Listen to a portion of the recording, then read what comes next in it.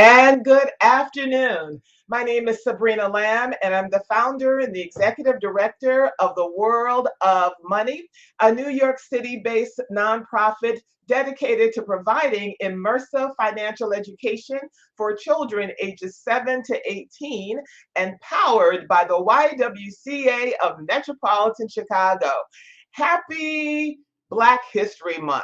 But when we talk about Black history, often, which is really American history, we often ignore the financial efforts and the heroism and the courageousness of African Americans, that how they participated and aligned with this powerful currency called money. Well, today we have a very special guest for Money Talks at World of Money. And we are welcoming to the World of Money Money Talk stage Timothy Todd. He's the executive writer with the Federal Reserve Bank of Kansas City. His seventh book, because Tim has been at this for a long time, his seventh book was entitled Let Us Put Our Money Together, the Founding of America's First Black Banks.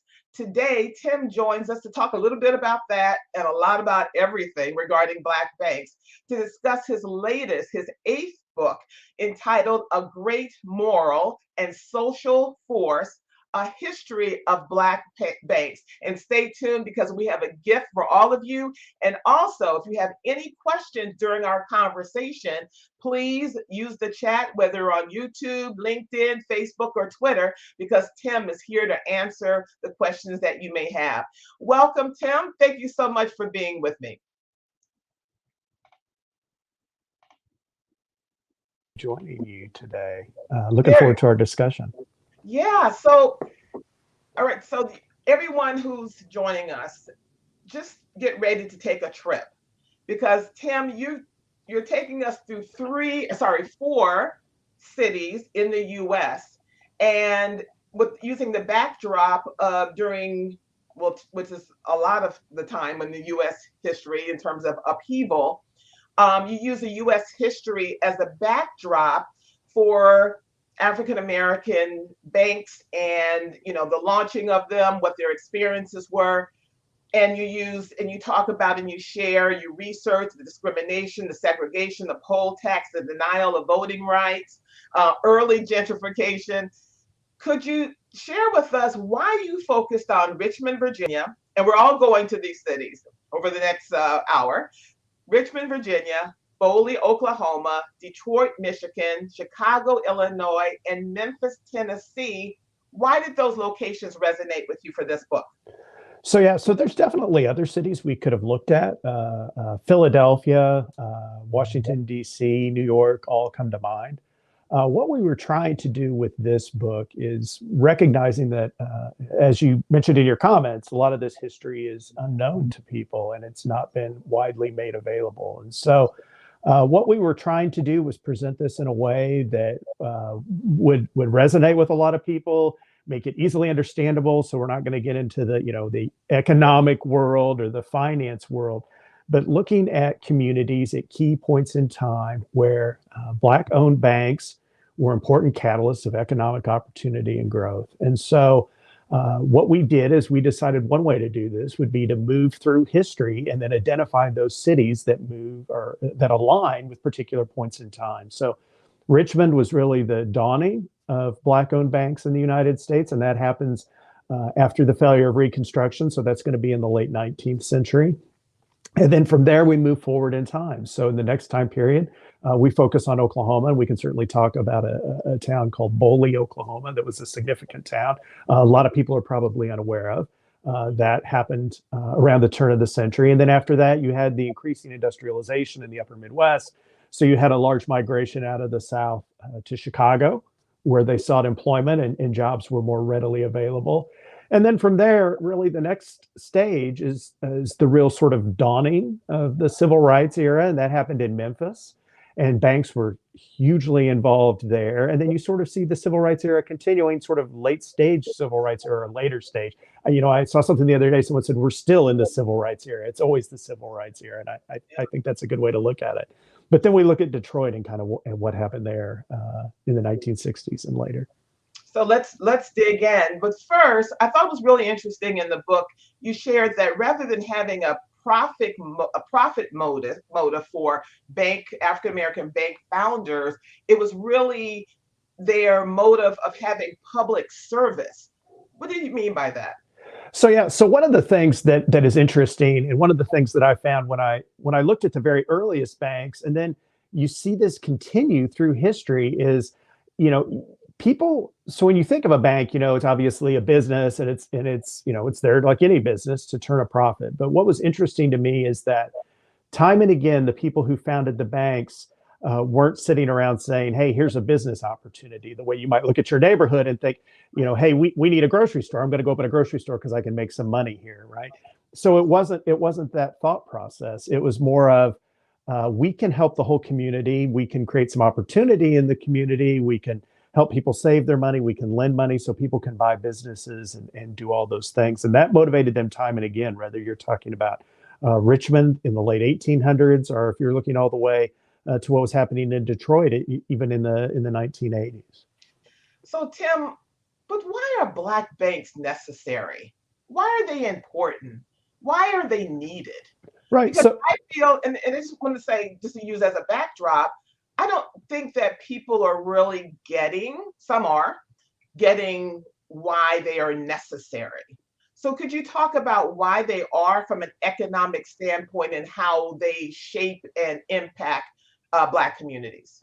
right. So early on, in these earliest banks that we talk about, you had a segregated economy that went on for decades in the United States. And so in some of the cities we talk about, for example, on the south side of Chicago, you had an economy that basically, you know, operated as an entity sort of its own there on the south side.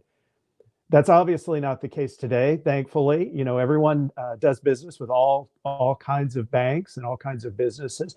But one of the things that the research shows, and you go and you start looking at the data, is you see that minority-owned depository institutions, is what they're referred to, are MDIs. And a minority-owned depository institution is a Black bank, but it's also a Native American bank, Hispanic American bank, an Asian American bank.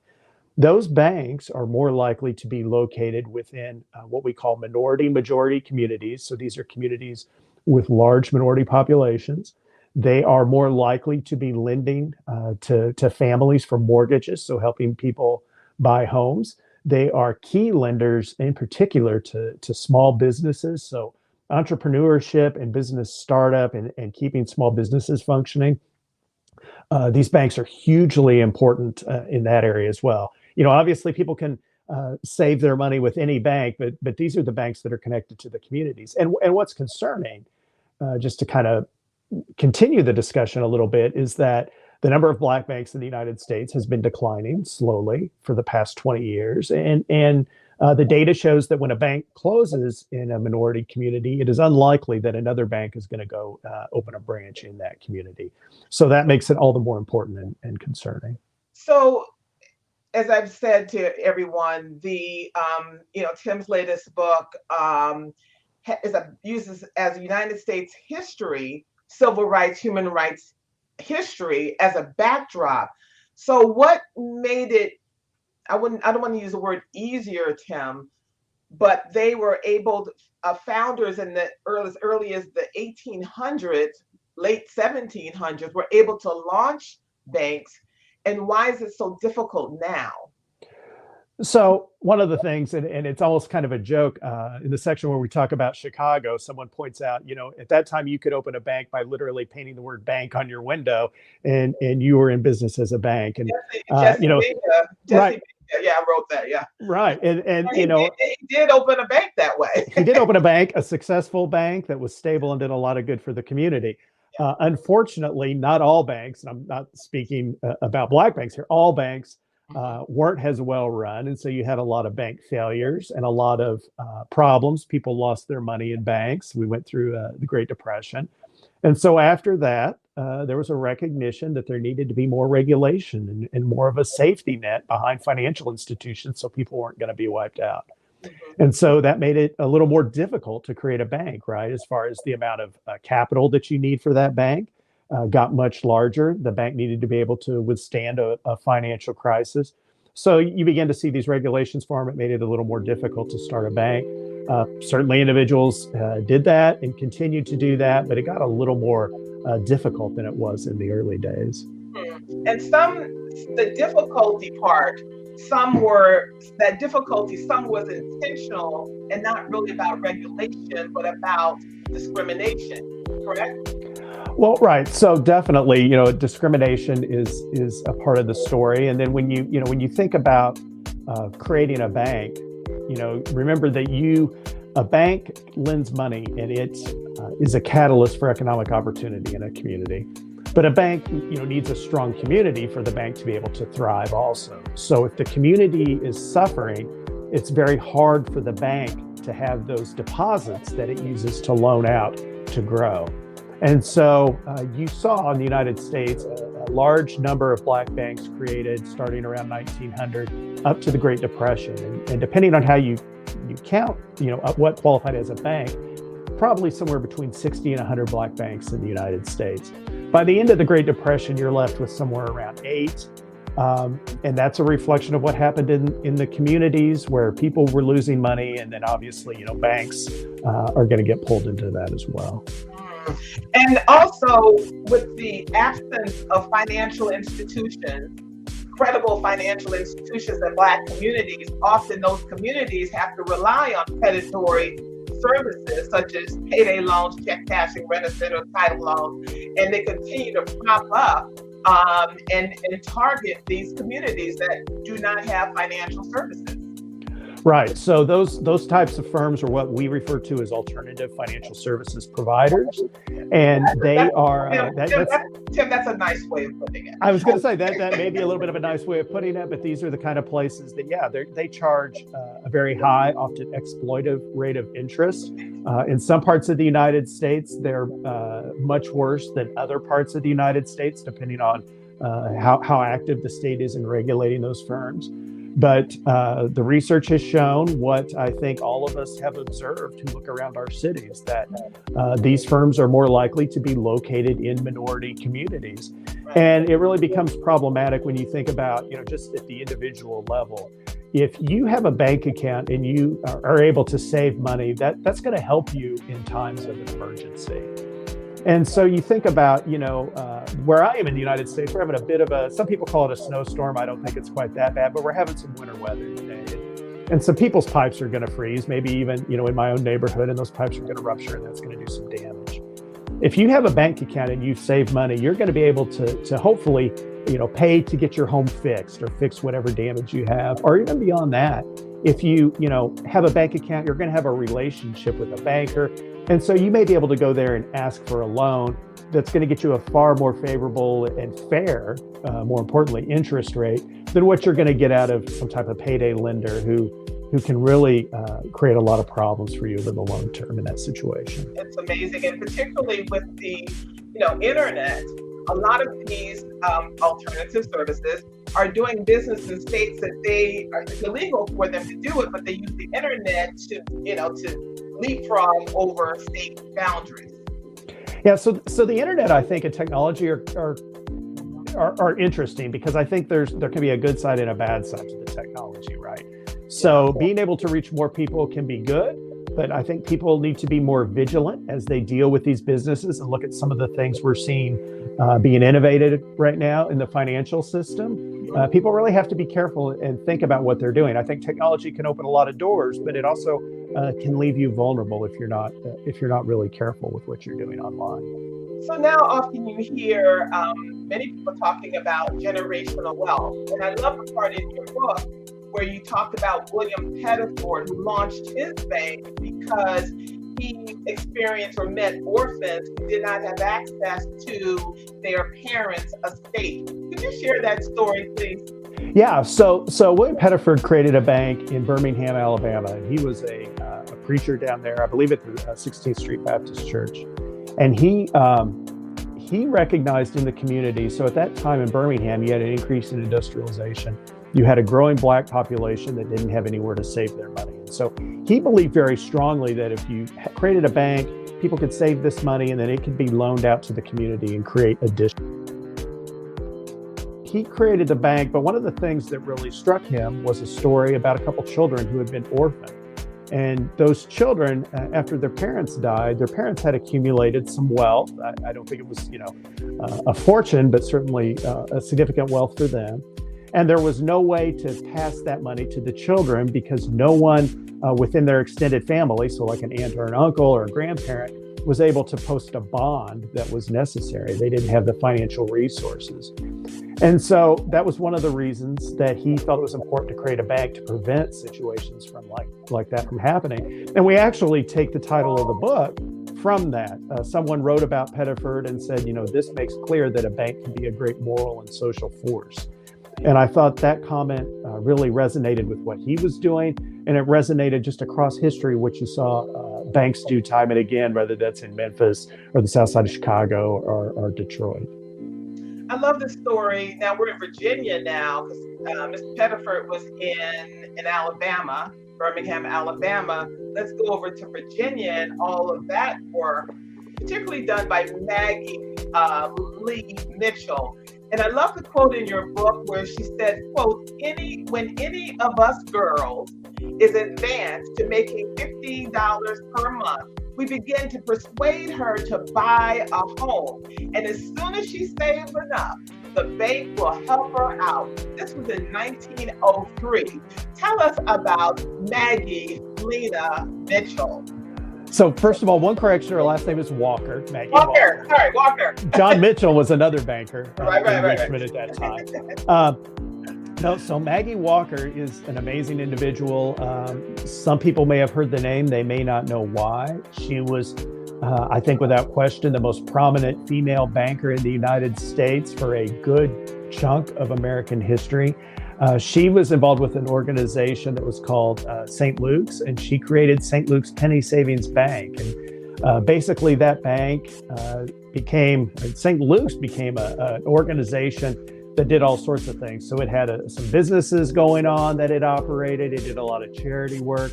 And she was really engaged in helping people improve their living condition, improve their living standards and the opportunities they faced. And so she was very active in making sure that people who worked for her and that she engaged with were going to be able to take advantage of those opportunities. And so again, this is another case where you see a bank that's not just interested in making a profit or making a strong business case, is really more of a community uplift type of thing. She's really a phenomenal individual. If you have an opportunity to get to Richmond, Virginia, you can tour her home, which is amazing. They have a visitor center there. It's a National Historic Site.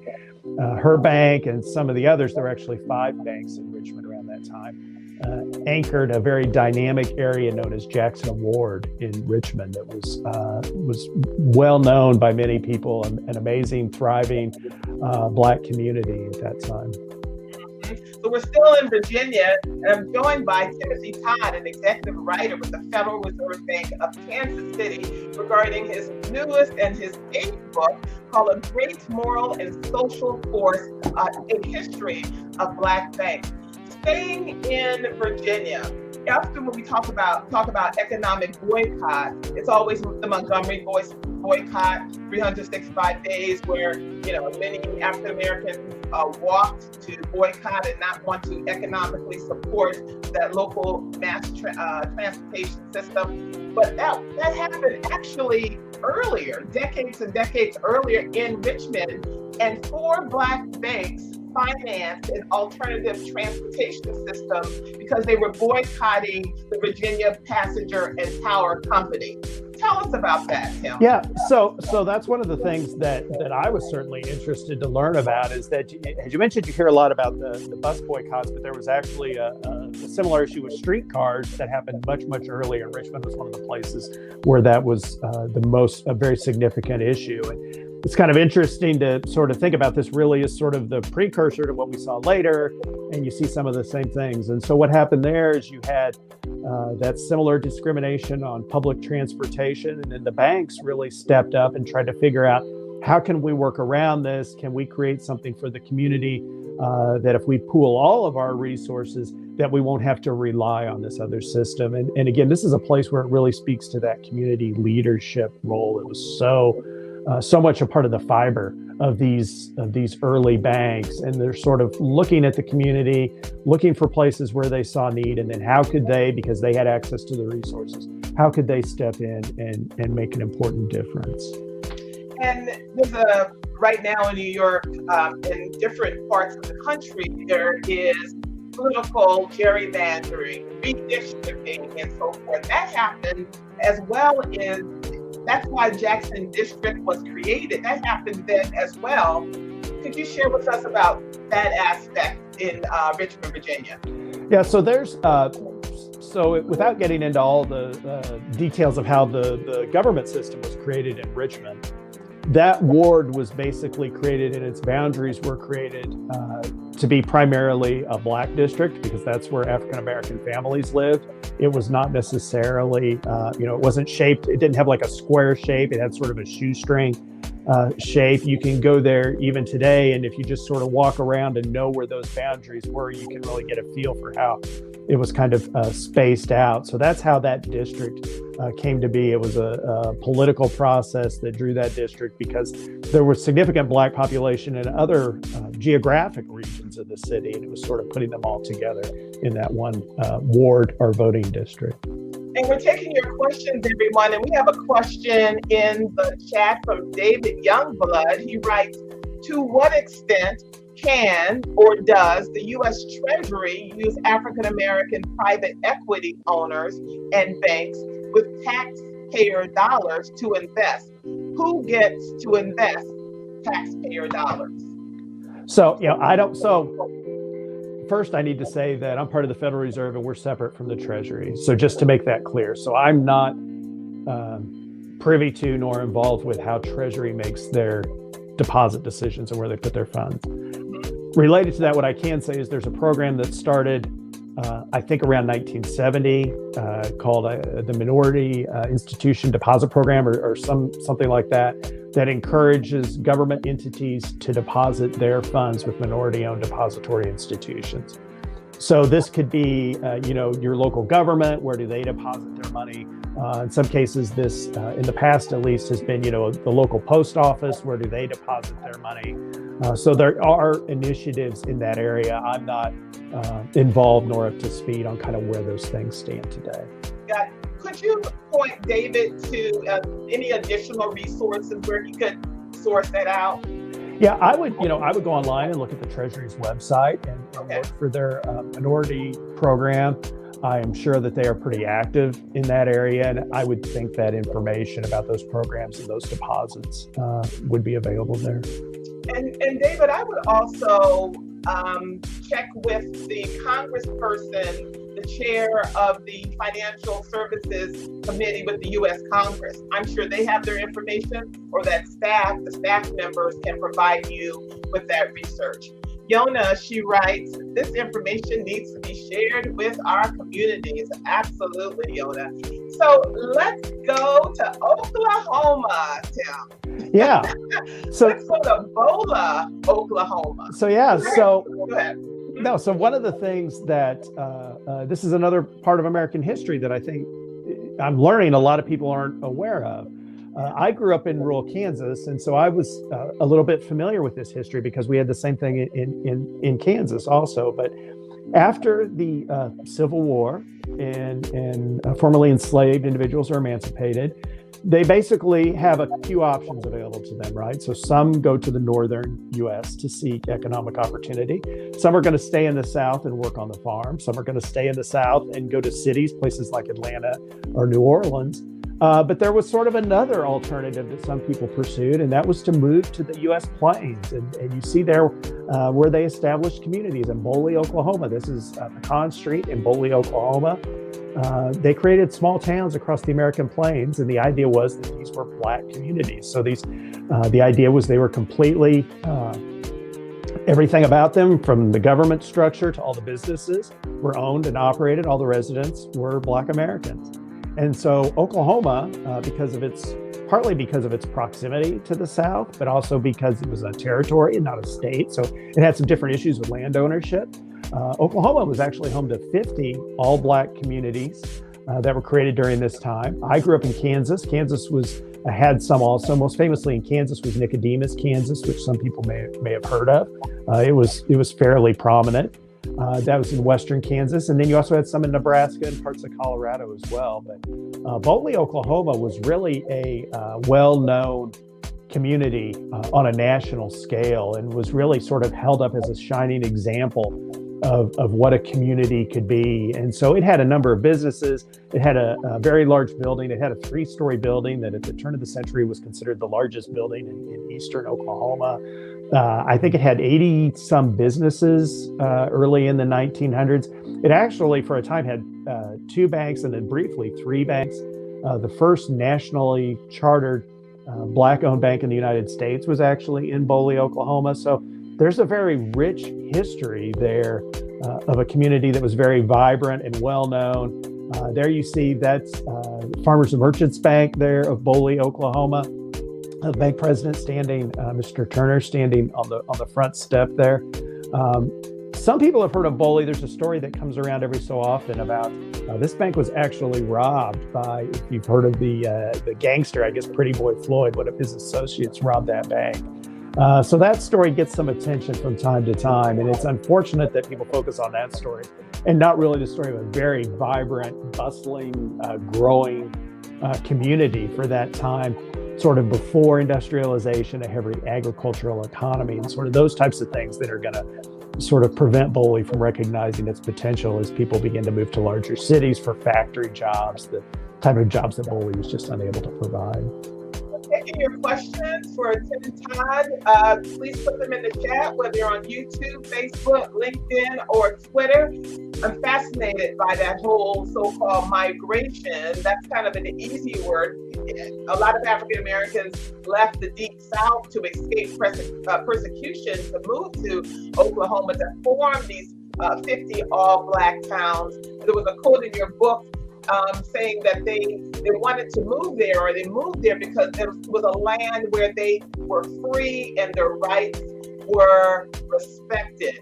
And a bank was formed to fund these Black homesteads. Tim, could you talk about that in the West? So the creation of a bank there is very interesting in that where you saw banks created in other communities, you often had a connection. So in Birmingham, you had a connection to a church, for example. And some of the banks in Richmond, the Maggie Walker Bank is connected to another organization that is doing work in the community. But here in the West, you're creating banks that are basically reliant on that community, and they're going to lift up that community.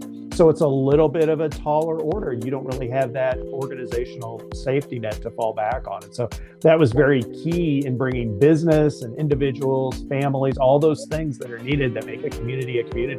The banks were really at the heart of that, and really these communities don't develop without those banks. It just simply doesn't happen. And I'd like to double back too, because you are exactly right when you talk about, migration is kind of a nice way of putting it. We cannot overlook that if you were a Black banker in Richmond, Virginia in 1890, or you were, anywhere else, largely in the United States for much of this history, you were at significant physical risk. And high-profile individuals who were running banks probably faced even more physical risk. And so we talk about that in the book, and it's a painful history, but it's important, I think, for people to understand that I don't think it's too much of an exaggeration to say that some of these early bankers were very heroic in the risk they were willing to take. And in your book, Booker T. Washington was quoted regarding Boley as the most enterprising and notable Negro town in the United States. Let's pivot to this history that I'm going to have to do more research on myself. The relationship between formerly enslaved Black people and the Native Americans, the Choctaw, the Chickasaws, the Creeks, and the Seminoles. That was a complicated relationship. And how does that connect with Black banks and economic prosperity? Right. So Oklahoma in particular has a very rich and dynamic history of all types of diversity. I think more than many people would understand if you haven't really become engaged with it. it's very complicated to sort of get into the different Native American tribes after they were forced along the Trail of Tears out of the east and into Oklahoma territory. Some of them, they were Southern tribes, and some practiced slavery, although slavery has a wide range of definitions, and you know, I don't want that to be misconstrued, but it was handled a very different way depending on how the tribe was structured. From what we think of as more traditional to maybe more, I don't even know how to really describe the differences. And so that allowed for access to some of the land because you had that Native American culture and that Native American bloodline for some individuals and families. There is a book written by a professor from UMass. Her name is Barbara Krauthamer, and it is one of the sources we used for the book. And she actually worked with us on this book. So I would go out and look for Barbara Krauthamer's book. I can't remember the title. I actually have it at my office and I'm at home today. But her book is a very good resource in explaining how the relationships in that intersection of Native American culture and Black culture came together in the United States. She's a real expert on that issue. Right. Well, in your book, you mentioned that the Choctaw and the Chickasaw kind of aligned themselves with the mindsets of the Confederacy, and the Creeks and the Seminoles were kind of liberal. But how did you weave that in terms of Black banks? So, yeah. So as far as, you know, I guess I'm a little, I don't know, it's a little difficult to explain as far as the question, but it's definitely an important part of it, and sort of understanding the community and the landscape and all the things that were going on at that time in that place. It's a very complex intersection of different cultures. Yeah. And it's hard to, I feel like I'm going to open a huge discussion that may derail us here a little bit, just because, and we have to spend some time in the book, a significant amount of time actually explaining it. Because people sort of need that background to really understand how the community formed and how it evolved. It's a fascinating information. Absolutely. We have a couple of questions in the chat, because now we want to go over to Greenwood. So Yona asked, what are your thoughts on the Black-owned online banks? Do they support the community? And then have questions from Corey Willis. Yeah, so talking about the online banks, I think we are still figuring that out a little bit. I think the potential is there. You know, I am sort of at heart a believer that it's very important to have a physical presence in a community if you're really going to understand the needs of that community. And there's sort of that sort of extra effect, right? So an online bank, you know, you can open a bank account pretty much anywhere in the United States if you go online, right? And you want to do that. But a bank in a community, I think, is going to understand more the needs of the community. So that's going to get back to how do you borrow money? Where's that money come from? And what are those loans being used for? And sort of understanding that. If you have a local entity there, it's going to know, for example, that, hey, you know, we don't have a good restaurant in this neighborhood and someone wants to open a restaurant, they're going to know that. Whereas on an online presence, if the bank is located somewhere else, they're maybe not going to have that same understanding. So they may be looking at more sort of standardized lending metrics and just say, well, here's the numbers, and they're not really going to be able to weigh that community need, or maybe even the characteristics of the individual who wants to borrow money as far as, you know, their experiences in the community. Thank you. And Carrie Willis, he writes, the M&F was located in the thriving business and residential district in the Hayti district of Durham, anchored by what became known as Black on Wall Street. What are your thoughts about that?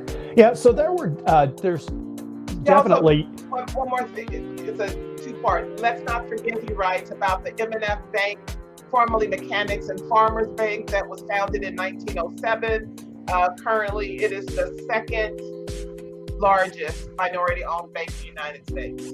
Right. So we didn't. Obviously, the banks that we talk about are not, thankfully, the only communities that had Black banks through history. And so basically what we were trying to decide is to look at, sort of how can we move through history in a way that sort of keeps this on a narrative that's going to appeal to a large audience, right? We didn't want to write something that was heavily academic or would get tied up in the economics. We want to bring people in to learn this story who maybe aren't as familiar with banking and sort of bring them into the fold of understanding. Got it. So let's go mosey over to Tulsa and Sure. Greenwood. You're the first researcher, this book, that pointed out a glaring omission when we talk about the story of Greenwood. Talk about the banks and how many people unfortunately lost their lives, how they're still not really being honored economically, the descendants. There was no Black bank there. Right. So this was something Wait a minute, Tim. That's a big deal. That is a big deal. And that surprised me. And we spent significant time making sure we were right about that before we wrote that, including, this was during COVID when we were doing this research, but we actually reached out and had people who were involved in historical work there, different organizations in Tulsa, and they actually went back through city business directories and business logs, cross-checking addresses and neighborhoods just to see, is there something we're missing here? And so that often catches people off guard, certainly did me. So to understand that, banks in the United States, no matter where we are talking about them, historically, most banks have been created in places where people don't have access to money. And so that means that the banks are created, or access to credit. They aren't able to borrow money. And so usually they have very little money. So they begin to pool that money together and then lend it out to the community. And so this goes all the way back to colonial New England. This has happened time and again in U.S. history.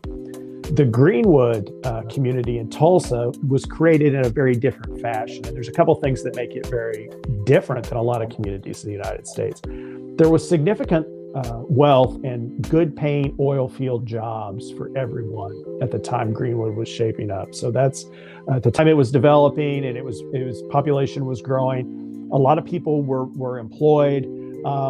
Tulsa also for a time was much more welcoming to the idea of integration than some other communities were.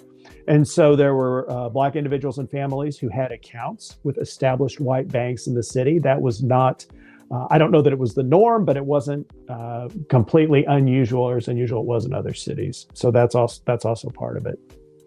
And then you have a couple developers come in who really develop the Greenwood community, and they have a lot of wealth. And so what you have developing Greenwood are a number of private lenders. And so not just among the founders, but then others come in, you have this money available. So it's a little different model in creating a financial system than what you're going to see almost anywhere else in the United States at that point in history. So the availability of money leads to a different economic model. That community grows, becomes incredibly vibrant and dynamic, and then it meets a horrible, tragic end. And one of the things that really stuck with me is that as the press reported this nationally, and they said people wanted to send donations, and where would they send donations? They actually sent them to Little Boley, Oklahoma, which was like an hour or so drive away, because that was the nearest bank that could handle this task. So definitely an interesting part of U.S. history, and certainly do not want to take anything away from Greenwood and what a phenomenal community that was. Absolutely, but it's a huge part of the story, and I'm so glad that you included it. Let's go up to Chicago, Illinois, with a story of Jesse Binga. And please, if you have any questions or comments, please put them in the chat, no matter where you are. Jesse Binga. Yeah. So Jesse's an amazing individual. So he is really, that sort of self-made man. He shows up in Chicago around the time of the World's Fair and basically sets up a little stand there and starts going into business. His family was from Detroit, where they had been involved in real estate. And so he learns a lot about not just the real estate business, but how do you take care of real estate? How do you, repair the plumbing when something goes wrong, or keep the electrical working, or what have you. And so he becomes eventually involved in Chicago real estate, and he's very successful in part because he's able to do all that repair work himself. helped some other people who have real estate by doing repair work for them and doing some building management type functions. Eventually, he accumulates a pretty good amount of money out of his business, and it's going to lead him into banking again in the early 1900s. And then he really becomes a banker. Basically just describes part of what he was doing there. So you have significant racial violence there. And he is really at the center of making sure, like even things, he works to even make sure groceries are being delivered to the neighborhood at a time when people weren't traveling into the neighborhood or were afraid to because you had a lot of violence erupting.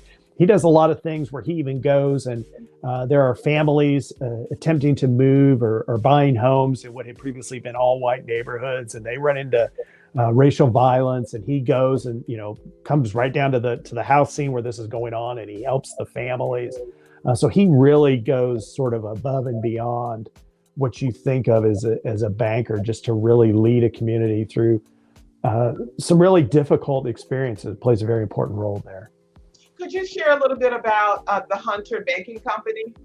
Yeah, so there were three banks in Chicago around the time that there was violence there in I believe 1919. And so a couple of those banks actually end up going out of business. They had been formed in 1917 and 1918. And they, at the time that you have this violence erupting, a number of people who lived on the south side of Chicago may have been unbanked, or they had accounts with banks in other parts of the city. So Chicago at that time has some of the biggest banks in the world in the Loop. And so people who were in the neighborhood did not feel safe leaving the south side to go and get their money. And so Hunter and another bank and Binga to a degree, they began basically providing people with money to help them, feed their families and pay their bills and do all that type of thing, basically lending to them without knowing if those people are even going to be able to repay that or what money they might have in a bank account somewhere else. So again, this is a case where you see a bank putting itself out in a community leadership position. It's eventually going to create problems for Hunter because they're going to end up extended, and then there's going to be a turn in the economy, and all this is sort of going to come crashing down around the same time. So it ends up being a tragic story, but I think it's also one that shows the sacrifice that takes place at a time when someone needed to step up financially. Thank you. And while we're in the Midwest, let's go over to Detroit. What was your favorite, most impactful story or experiences coming out of that research in that city, with the backdrop of the Ford company and all the employment, and then losing that company? Talk about Detroit. Yeah, so Detroit is a very interesting city in a lot of ways, and I think there is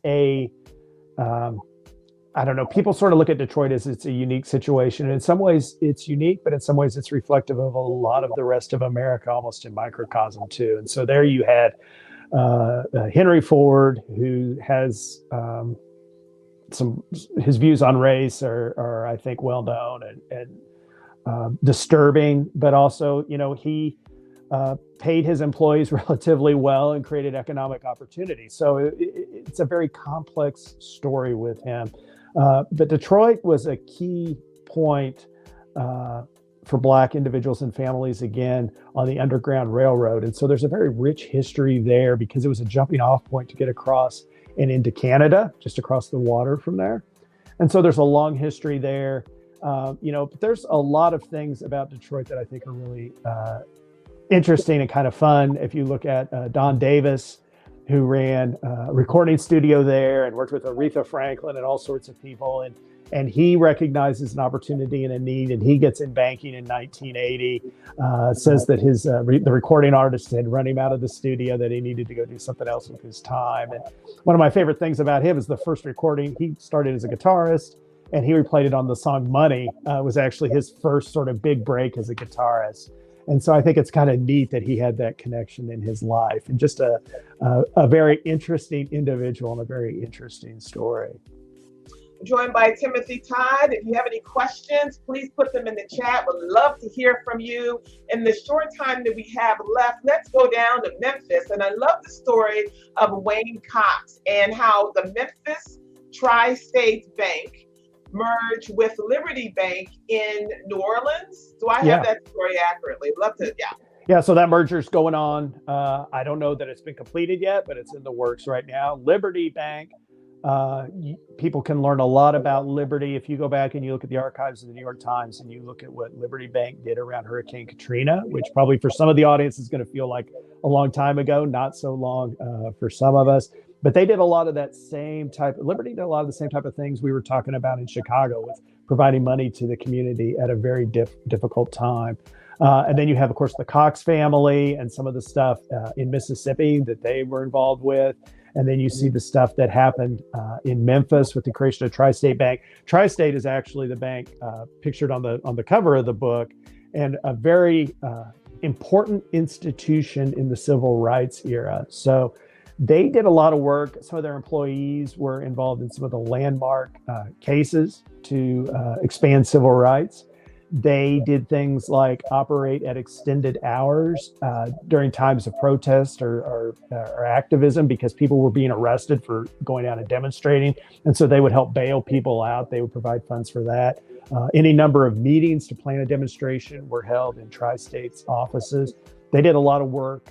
Also, there was an economic freeze that some businesses tried in that region in Mississippi to prevent Black businesses and families from being able to borrow money, or in some cases try to foreclose loans on them. And Tri-State was engaged in trying to provide credit to those families at a time of emergency. So again, it just keeps repeating that same sort of thing of, this important community leadership at difficult times on major issues. And I think one of the things people who read this book will be surprised by, even as much as we've talked about it, is how many events and things about from other aspects of U.S. history these banks touch on. Martin Luther King, Dr. King in Memphis, and you see the bank there with him. The last speech he gives, he's actually talking about Tri-State Bank. And so, there's a lot of connections to U.S. history, and that was one of the things we really wanted to do, is not just talk about these banks as sort of isolated financial institutions, but talk about them as part of a community and a broader landscape in the United States. Just amazing. So we're about to wrap up, but before we do, could you share the perspective of Andrew Bremer, who he was and his perspective? He's African American. His perspective on the relevance of Black banks. Yeah, so Andrew Bremer was a member of the Federal Reserve's Board of Governors. He was African American. He made some comments. Unfortunately, I think his words kind of got twisted initially when he talked about Black banks, but he raised an issue that I think, as we look forward and we start talking about solutions, that I think remains relevant in a way today. And that is that many of these banks, there are about 20 African American banks still in business today. They are small banks. And so they can make a big difference in their community, obviously, and we've talked about that. But when you start talking about the world more broadly, and we start looking for equality in communities that don't have those banks, sort of how can we achieve that? And so I think the issue he was trying to get at, it got a little misconstrued, is that other very large banks, the banks that have since become known as too big to fail, is there a way to get those banks to do more within these communities that need the help, is what he was trying to say. And I think the press kind of jumped on some things he said at that time and kind of spun it a little bit out of control. The press jumping on things? The press does that. But, I think, but related to that, I will say, I think, as we think about what can other banks do, all banks, not just talking about banks that have Black ownership. And I think there is a real need for all of us, and I'm including the Federal Reserve, everybody in banking and financial services. How do we bring more Black workers into the financial services system for employment? How do we get more people employed in jobs in banking and financial services? And then how do we, how are we able to expand better into those communities? I think that's something that one of the issues that people really need to pay attention to. And then also bringing into the banking industry. I think, when you think of a banker, what kind of image comes to mind? I sort of joke that it's like the guy from the Monopoly board, right? Like you see the guy with like a top hat and a monocle or whatever. But we really need to think about people who are motivated out of a spirit of community service. And how can we bring those people, regardless of race, into banking and then teach them that stuff about loans and regulations and financing? You know, I believe all that can be learned. I think you got to look at someone's heart, what motivates them, what drives them, what gets them excited in the morning. How do you bring those people who are motivated by helping the community into banking? I think it could have a big impact. Well, Timothy Todd, calling you Timothy because your mother would appreciate that. Oh, yes. Thank you so much for joining us. Thank you for dedicating time and resources and, you know, for this very, very important research. And Timothy Todd has a very important gift for all of you. How can everyone get your book? Yeah, you go to the Federal Reserve Bank of Kansas City's website, kansascityfed.org, and you can order a copy of the book for free. We make this research available to anyone who wants it. You can go out there and you can download the PDF if you want to read it electronically, or you can request a book and we will put it in the mail for you. That includes the current book, A Great Moral and Social Force, and then also the book about the first banks, Let Us Put Our Money Together. We are more than happy to share those as an educational resource. I will tell you, we're a little bogged down in trying to get the printing, so it may be a few weeks as they're cranking these out as fast as they can. But if you go there, there's a form you can fill out, and we'll be more than happy to send it to you. Everyone grab the link or write it down, a free PDF or hard copy of the book. Go to kansascityfed.org. And for all of you parents, before we go, World of Money, we are registering online as well as in person for our 17th annual Youth Financial Education Training Institute. Just go to worldofmoney.org for complete information. Timothy Todd, thank you so much for joining us. He is the executive writer with the Federal Reserve Bank of Kansas City. His latest book is A Great Moral and Social Force, The History of Black Banks. Thanks so much, Timothy. Be well. You too. Thank you.